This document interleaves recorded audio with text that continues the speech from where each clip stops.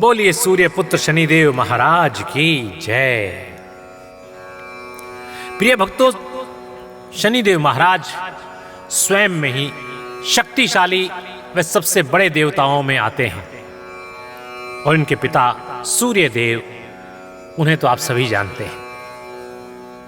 यदि एक ही मंत्र के अंदर भगवान शनिदेव की भी स्तुति हो और उनके पिता भगवान सूर्य नारायण की भी स्तुति हो, तो आप सोचिए कि उस मंत्र के सिद्ध हो जाने पर, उस मंत्र के श्रवण करने पर आपके जीवन में किस प्रकार से ऊर्जा, उन्नति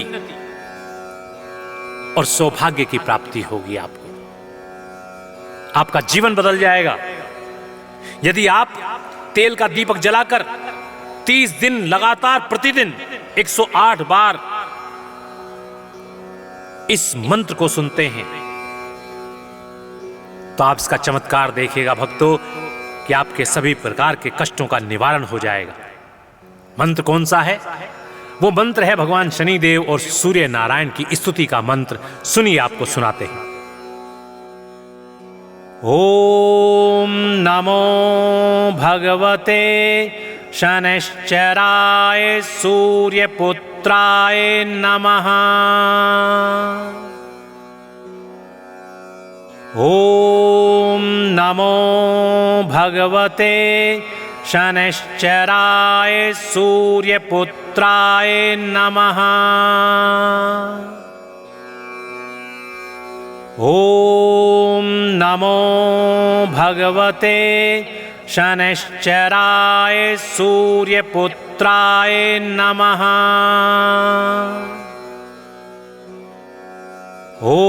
ओम नमो भगवते शनैश्चराय सूर्यपुत्राय नमः। ओम नमो भगवते शनैश्चराय सूर्यपुत्राय नमः। ओम नमो भगवते शनैश्चराय सूर्यपुत्राय नमः।